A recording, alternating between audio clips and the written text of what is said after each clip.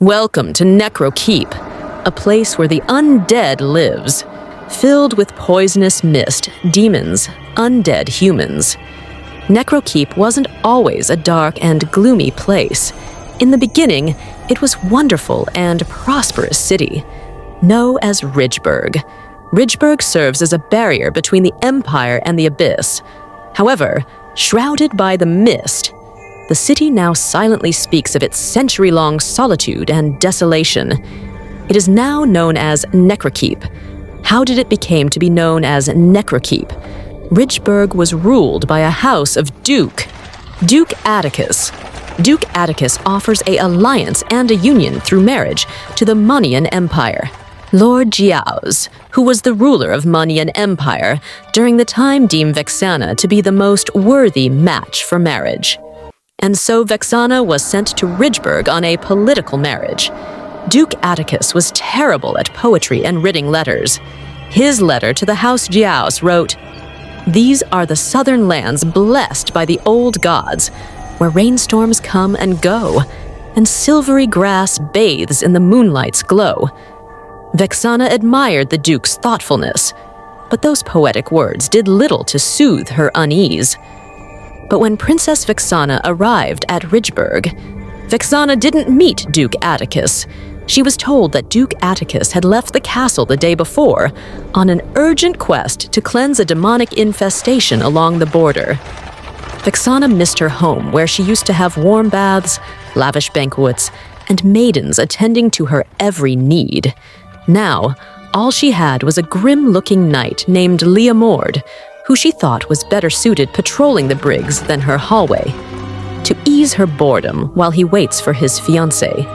She used to help the poor and needy by giving out help and bread. While Duke Atticus was at the battlefront, he still sends letters to Vexana. One beautiful day, the battle ended and Duke Atticus returns victorious.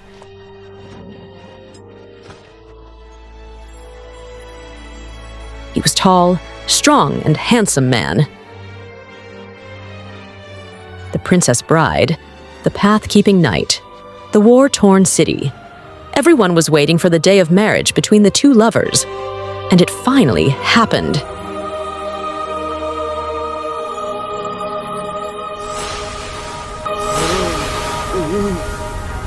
No. Damn you, Alice. It's you again, the couple breaker. While the wedding was going on, Alice has infested everyone who went to war. The wedding developed into a catastrophe. The knights turned into demons and killers. Even Duke himself has been corrupted. And so the fun begins. Alice, I hate you for destroying the beautiful wedding. Alice led the demon army and launched a full-scale attack on the city. The Duke went out of control and started to went rampage.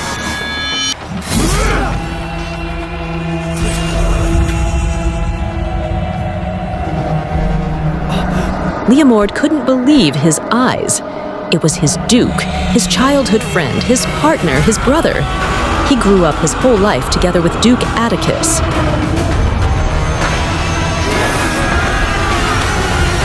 The Duke, dimly unconscious, begs Leomord to kill him and end his nightmare. Leomord could only stare in horror. All he could think of was the vow he had made 2 years ago. I hereby swear this oath in the name of my father and his house, that I shall lay my life down should your safety require it. Does the safety of the Duke weigh heavier than the safety of the city? The young knight silently asked himself, right before he clenched his teeth and drove his blade into Atticus's chest. Leomord kept his oath at a costly price.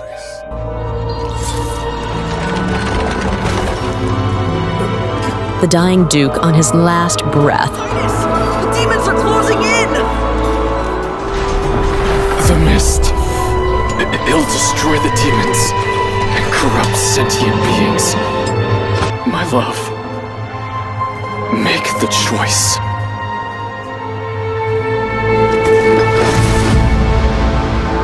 the mist that was sealed within Ridgeburg, which can destroy everything, can destroy the demons, but also corrupts humans. The fate of the city rested in the bride's hands. Rested in the bride's hands.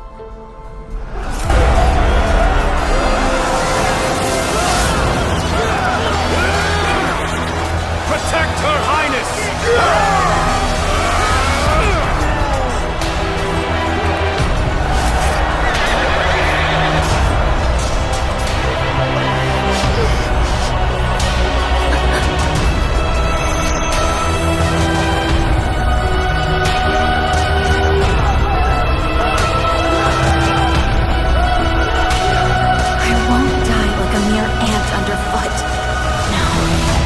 Much rather die standing. And so, a queen was born. She released mist that was the seal through the scepter.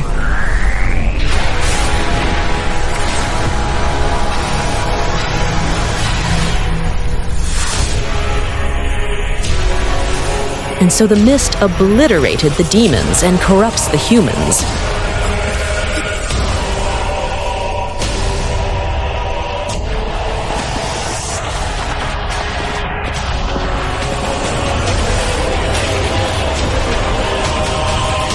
However, that's not the end of the story. From that moment on, Vexana came to be known as the Undead Queen, and she rules the new kingdom, which came to be known as Necrokeep. Rumors about Vexana were widely circulated in the remote villages of the Barren Lands. She was evil, bloodthirsty, and would snatch away wandering children with deathly thorns. None of the folks knew that the rumors were all deliberately spread by Vexana herself.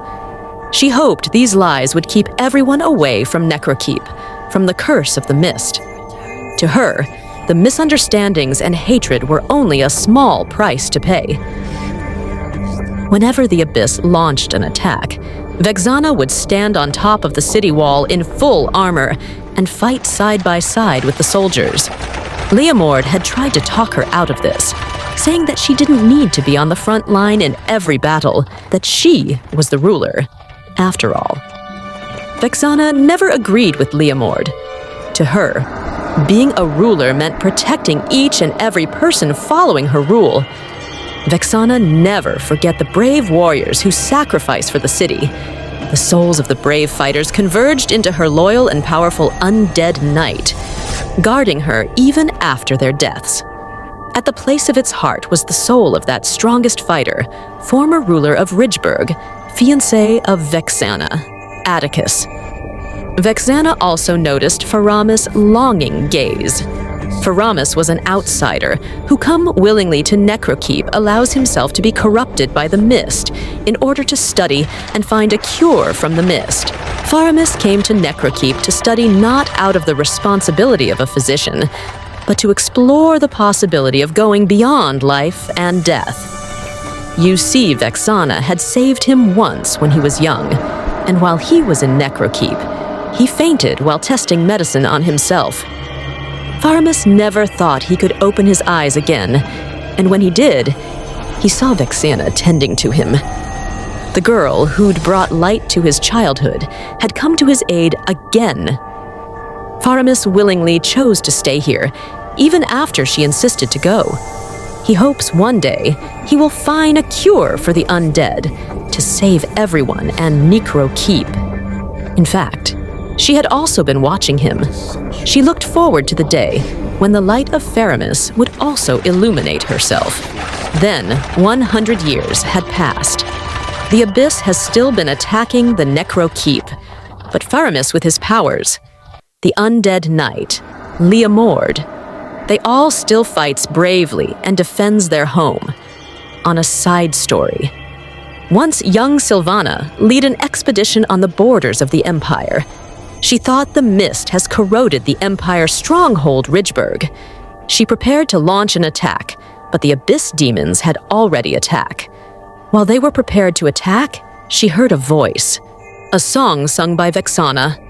She remembers during her childhood her maid used to sing it to her. Her maid then told her, centuries ago a princess wrote it.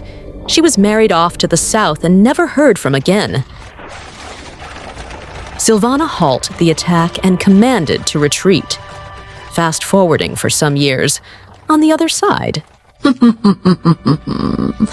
Alice, who saved Teresla from imprisonment, she somehow convinced him to join her side and ordered to launch an attack on the Abyss.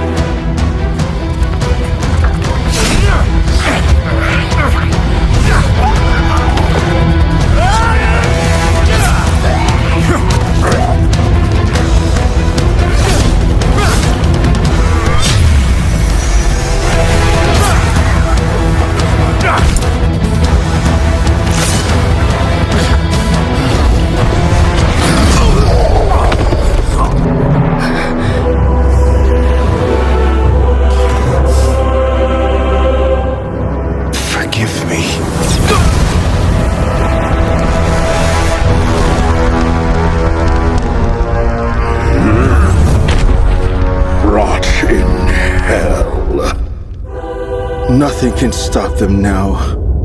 Not Leomord. Not even the mist. An oath is an oath. Leomord won't leave us.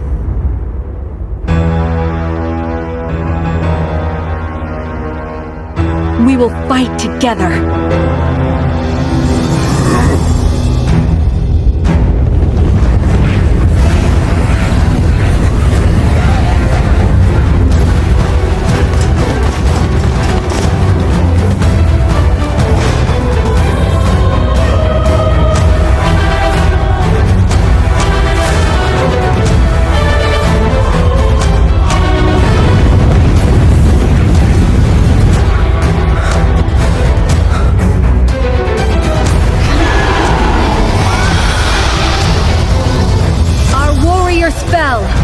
Like 100 years ago.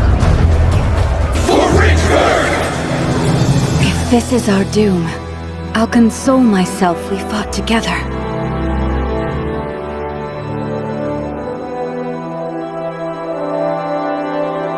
Necrokeep is where the light doesn't shine, they say. But we make our own light. We hold our ground!